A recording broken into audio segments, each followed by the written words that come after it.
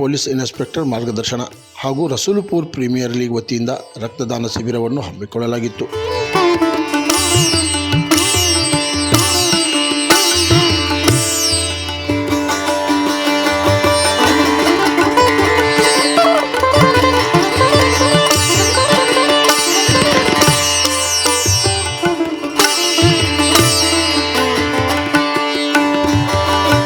ರಕ್ತದಾನ ಶಿಬಿರದಲ್ಲಿ 100ಕ್ಕೂ ಹೆಚ್ಚು ಯುವಕರು ಭಾಗಿಯಾಗಿದ್ದರು. ಕ್ರೀಡೆಯ ಜೊತೆಗೆ ರಕ್ತದಾನ ಶಿಬಿರವನ್ನು ಹಮ್ಮಿಕೊಳ್ಳಲಾಗಿತ್ತು. ಇದೇ ಸಂದರ್ಭದಲ್ಲಿ ಸಮಾಜ ಸೇವಕರು ಬಸವರಾಜ್ ಜಾಧವ್, ಪೊಲೀಸ್ ಇಲಾಖೆಯವರು ಕಾರ್ಯಕ್ರಮಕ್ಕೆ ಮೆರುಗು ತಂದರು. ಇವತ್ತಿನ ದಿನ ಈಗ ಹೊಸದಾಗಿ ಟ್ರೆಂಡ್ ಚಲೋ ಆಗ್ಬಿಟ್ಟೈತಿ ಗಲ್ಲಿ ಕ್ರಿಕೆಟ್ ಅಂತೇಳಿ.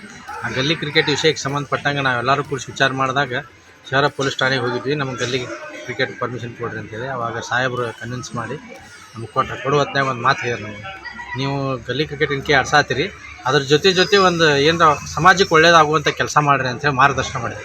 ಆ ವಿಷಯಕ್ಕೆ ಸಂಬಂಧಪಟ್ಟಂಗೆ ಸಾಹೇಬ್ರು ಏನಂದ್ರೆ ಸಹಾಯಕ ಆಯುಕ್ತರು ಮತ್ತು ಶಹರ ಪೊಲೀಸ್ ಠಾಣೆ ಕಡದೇವ್ರ ಮಠ ಸಾಹೇಬರು ಒಂದು ರಕ್ತದಾನ ಶಿಬಿರ ಮಾಡಿದರೆ ಹೆಂಗಿರ್ತೈತೆ ಅಂತ ಹೇಳಿದ್ರು.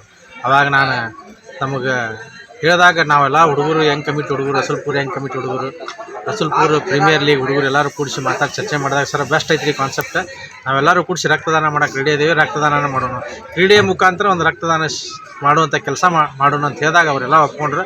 ಅದೇ ರೀತಿ ಇವತ್ತು ನೂರಾರು ಜನ ಇವತ್ತು ರಕ್ತದಾನವನ್ನು ಮಾಡಿದರು. ಅದಕ್ಕೆ ಈ ನೂರಾರು ಜನದಿಂದ 200-300 ಜನರದ ಪ್ರಾಣ ಉಳಿತೈತಿ. ಆ ಕೆಲಸ ಇವತ್ತು ರಸೂಲ್ಪುರ್ ಕಮಿಟಿಯವರು ಮತ್ತು ಪ್ರೀಮಿಯರ್ ಲೀಗ್ ಹುಡುಗರು ಎಲ್ಲರೂ ಮಾಡಿದ್ದಾರೆ.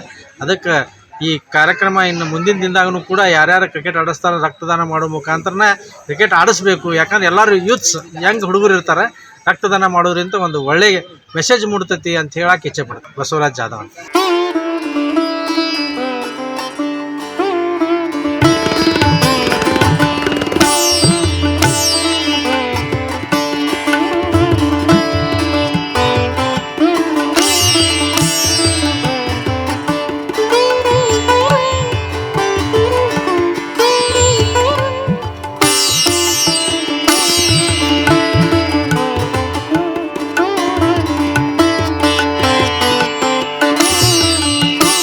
ಕ್ರಾಂತಿ ಸಮಾಚಾರ, ಧಾರವಾಡ.